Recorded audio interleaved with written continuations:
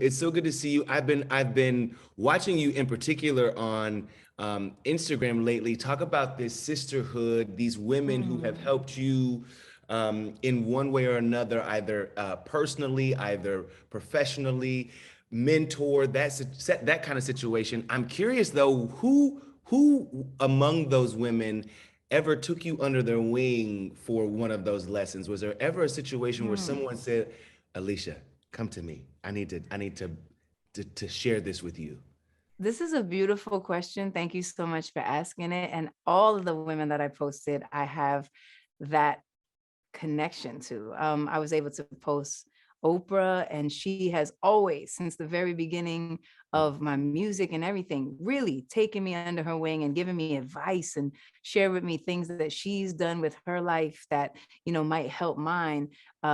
Michelle, Miss Obama, she definitely has always been like, let's talk about how we can work together, how we can connect. And we've always been in that way. She's always taken me under and said, I love what you're up to. I love what you're doing. Let's connect on it together. Elaine Brown, who is one of the Yes. most incredibly powerful, tremendous women, the only female chairperson of the Panther Party. She is completely like my spirit animal. Like we literally are almost the same. I look at her and I can see myself in the future.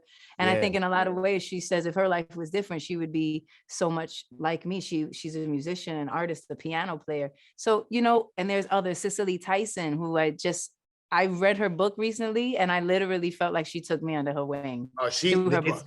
it's a Cicely Tyson is a next level kind of scenario. The connection that she's had to generations of excellence, right? I'm gonna be honest with you. I remember waking up. This is kind of, I'm going right. Go with me if you care I'm, to. I'm walking. Okay, let's go. But I remember waking up and not too long ago to a post of yours saying, I think it was sharing Janet Jackson saying she had a crush on Alicia Keys. I was like, oh, Lord. If there's ever a morning I wanted to wake up as Alicia Keys.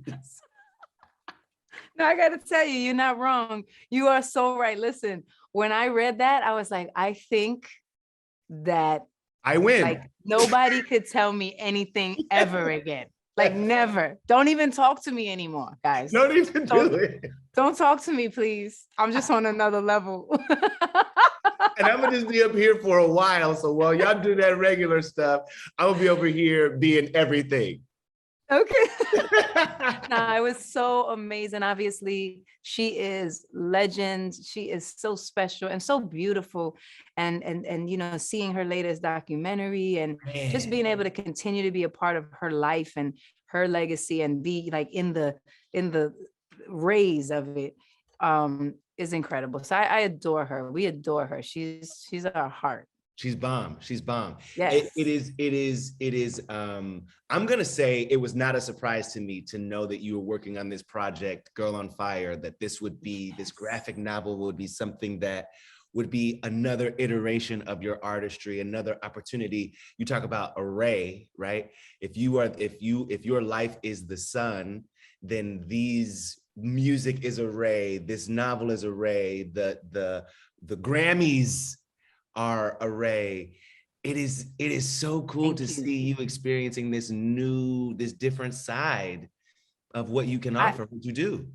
I love that. Thank you so much. Yes, I love these, different arms, these different rays, these different pieces of expressing my experience or expressing things that, I know that we'll all connect with. I mean, Girl on Fire, the song has Mhm. always been such a powerful song. I mean, honestly, there have been moments when little girls are singing it at the top of their lung, grown men are singing it at the top of their lungs, grandmas, mothers, daughters, sisters, brother, whatever it's been, my kids in the back of the car.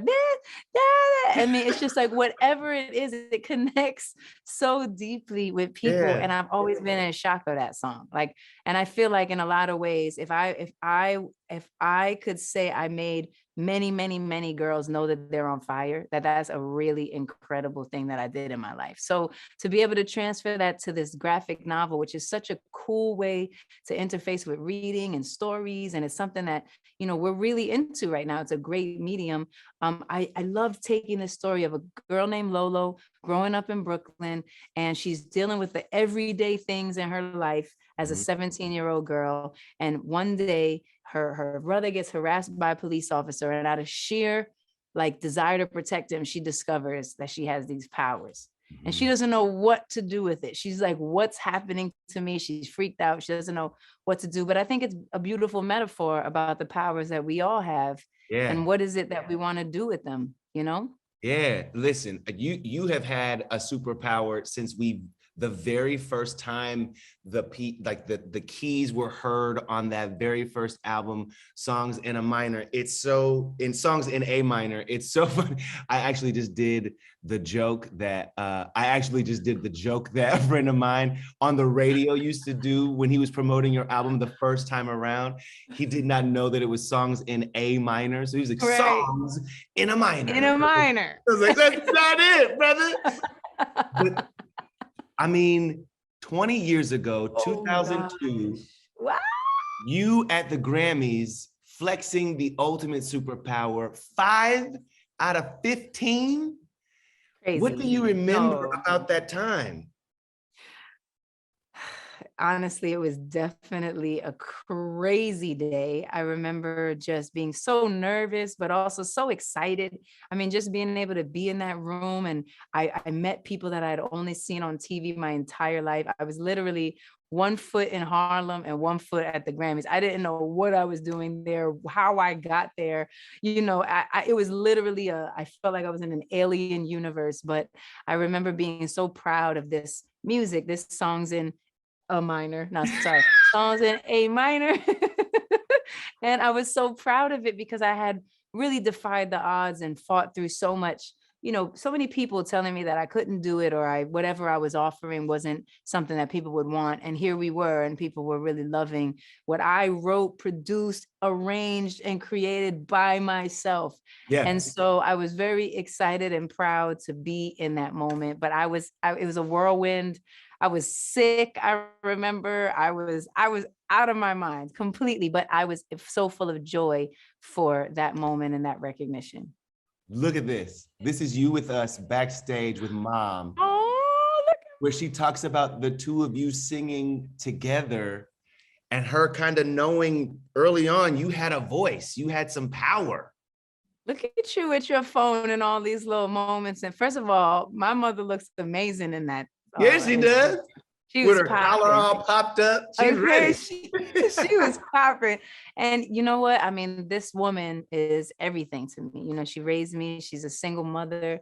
We talk about, just celebrating women, not only in this month, but every day. We talk about why I have been able to do a Girl on Fire, or why I'm able to do a collection with Athleta that uplifts and empowers women in a diverse number of sizes, or why I'm even able to be in the beauty and lifestyle business with Keys Soulcare. Is because of that woman who showed me and taught me about loving myself and about being unafraid of your power, your strength, speaking your mind, and also standing up for women and really being a key to the change, to the voice, to the strength that we are.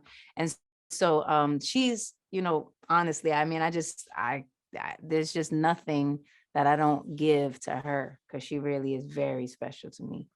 And listen, it is evident. And speaking very quickly about the Athleta line and the partnership, but also keeping at the forefront that every woman can come and feel at home in this clothing. They can wrap their bodies in this and feel good about the choice that they're making. Was that the pillar? Was that for you number one? The pillar is, this idea of confidence, this idea of being able to be comfortable and beautiful all at the same time, to be in your own skin and to feel great in your own skin. You know what I mean? For the colors to be bold and strong and powerful, so that some days you might wake up and you need a little boost. You can put those on and you can feel great. And yes, what you said is so, so important in regards to the sizing. We go up to 3X in this collection. I love the diversity in the body consciousness and body positivity. You know, we are so incredible and we're shaped in so many different ways and we're gorgeous. And so to embrace that is incredibly powerful. And so it's really all about that. And I was been very, very clear from the beginning. First of all, you can just swag out and do your workout, your lunch, take your kids to school, do whatever you need to do. And you can also, you know, feel good while you do it. I love it. I love it. I'm going to end on this because of the singing with your mom tradition. I'm hoping I'm seeing passed on to with you and Egypt playing and singing at the piano. How beautiful does it feel to be kind of like the conduit from one generation to another? Pretty crazy. I mean, honestly, it's true. And Egypt is really excited about music and he loves playing the piano. He's very creative. He's writing a bunch of songs and his melodies are great. His ear, he can pick out so many great songs. He has such a good ear. So when I hear him sing and he's practicing and working on it, I'm literally like, I'm just in I'm in shock. I'm like, wow.